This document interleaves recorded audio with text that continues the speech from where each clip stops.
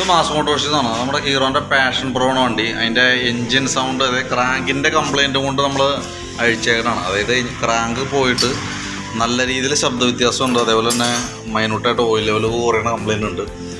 അപ്പോൾ അത് ചെക്ക് ചെയ്യാനൊക്കെ ആയിട്ട് നമ്മൾ അതിൻ്റെ എൻജിൻ ഭാഗം അഴിച്ചേക്കാണ് ഫുള്ളായിട്ട് കേട്ടോ. കാരണം അതിൻ്റെ മെയിൻ കംപ്ലയിൻ്റ് എന്ന് പറഞ്ഞു കഴിഞ്ഞാൽ ഇതാണ് അതിൻ്റെ ക്രാങ്ക് ഷാഫ്റ്റ് എന്ന് പറയുന്ന യൂണിറ്റ്. അതിൻ്റെ ഈ കറക്റ്റ് സെൻറ്റർ ഭാഗത്തേക്ക് നോക്കിയാൽ ഇവിടെ നോക്കിക്കഴിഞ്ഞാൽ അറിയാം അതിന് അത്യാവശ്യം നല്ല രീതിയിൽ പ്ലേ ആണ്, ഇത്രയും പ്ലേ വന്നേക്കാണ്. അതുകൊണ്ടാണ് ആ സൗണ്ട് അത്രയും വ്യത്യാസം കാണിക്കുന്നത്. സൗണ്ടിൻ്റെ പ്രോബ്ലം അതാണ്. അപ്പോൾ ഇത് ശരിക്കും കണക്ടറോട് ഷെയ്ക്ക് വന്നിട്ട് വർക്ക് ചെയ്യുന്ന സമയത്ത് ഇതുമ്മയാണ് പിസ്റ്റൺ പിന്നിട്ട് കണക്ട് ചെയ്യണത് ഈ യൂണിറ്റുമ്മയാണ്. അത് അങ്ങനെയാണ് സിലിണ്ടറിനകത്ത് വർക്ക് ചെയ്യുക.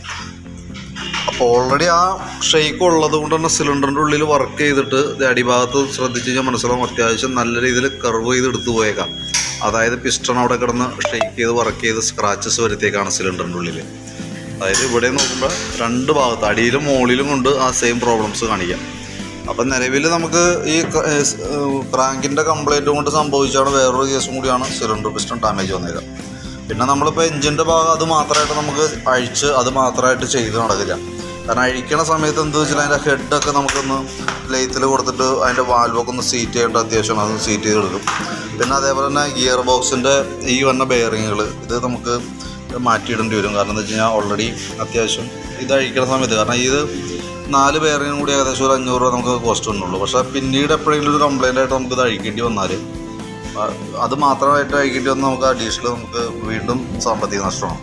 ആ കൂട്ടത്തിൽ നമ്മൾ അത് ചെയ്തു പോകും. അതേപോലെ തന്നെ ക്ലച്ച് ഡിസ്കിൻ്റെ കംപ്ലയിൻറ്റുകൾ റെഡിയാക്കും, ടൈമിങ് ചെയ്യുന്നതുമായി ബന്ധപ്പെട്ട കേസുകൾ ക്ലിയർ ചെയ്തു. അങ്ങനെയാണ് നമുക്ക് എൻജിൻ വർക്ക് ചെയ്യുമ്പോൾ ഫുള്ളായിട്ട് അത് അങ്ങനെ സെറ്റ് ചെയ്തിട്ട് നമുക്ക് പോകണം കേട്ടോ.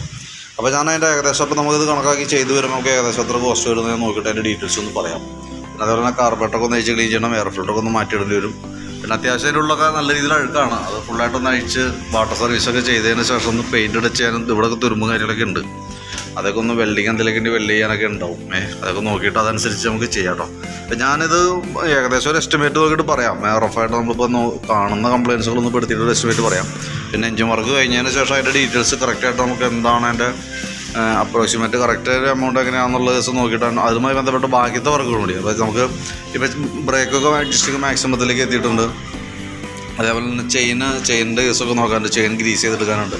അതൊക്കെ നമുക്ക് ഇതുമായി ബന്ധപ്പെട്ട് ബാക്കി വർക്ക് കംപ്ലീറ്റ് ചെയ്തതിന് ശേഷം ബാക്കിയത്തെ ദിവസം നോക്കാം. അപ്പോൾ ഞാനിപ്പോൾ എൻജിൻ വർക്ക് നമുക്ക് ഏകദേശം എത്ര കോസ്റ്റ് വരും എന്നുള്ളത് നോക്കിയിട്ട്, അതായത് എയർ ഫിൽറ്ററും കാർബറേറ്റർ ക്ലീനിങ്ങൊക്കെ അതിനകത്ത് പെടുത്താം, വാട്ടർ സർവീസും കാര്യങ്ങളൊക്കെ അതിനകത്ത് പെടുത്താം.